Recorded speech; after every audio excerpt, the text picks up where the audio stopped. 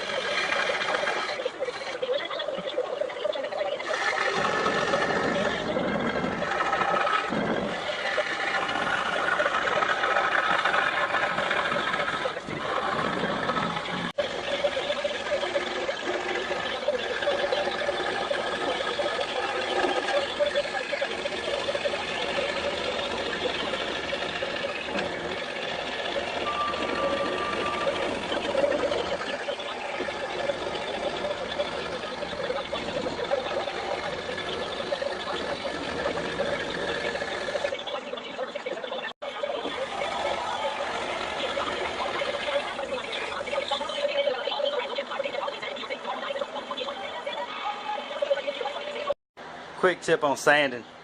Of course, you're gonna have to go in here and do a little bit of sanding. I didn't get too bad on this, so some of it ain't gonna have to have a lot of sanding. But of course, you're gonna have to go on the back and get the little fuzzy things. It don't look too bad right now, because a lot of times as I'm cutting, say I cut a piece out, I'll come back and do it. Cut a piece out, come back and do it. But one thing, you can buy sandpaper strips like this that are for scroll saws. You see they got hard plastic on the ends. And if you have a pinless scroll saw, they'll go down through there, fit in there, and fit on the bottom just like a blade would. If you have one that uses a pin, they probably have one for that. I don't know. Mine's pinless, so. But anyway, the problem I came up with these when I first bought these is that this hard plastic circle right here, it don't always fit down into your cuts. And I think everything on here would be fine. Well, no, it wouldn't, because it wouldn't go in there. It don't always fit into your cuts. So what I found out about doing is taking an old belt off a belt sander, and I cut strips out of it like this right here, and then that'll fit. You can cut them any size you want right there. And I mean, you're going to get rid of the belt anyway once it's old, or you can use a new one. You have good paper. And I say use a belt sander instead of sandpaper, because sandpaper is just going to tear when you put it in there. And these already have a good strong back nylon or something on it, and so they last longer. They will tear eventually, but they do last a whole lot longer than just regular sandpaper.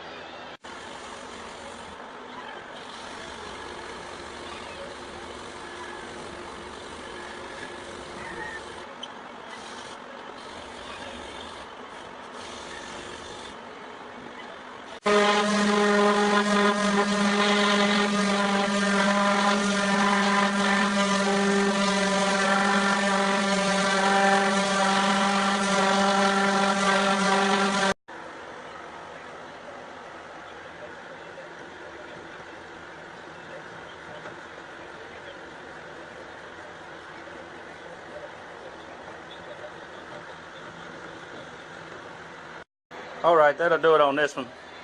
I got the oil all over it, and it's a dark walnut Danish oil. Gives it a good color. Once all the oil and everything is dried up, I'll spray some polyurethane on it and put a hanger on the back of it.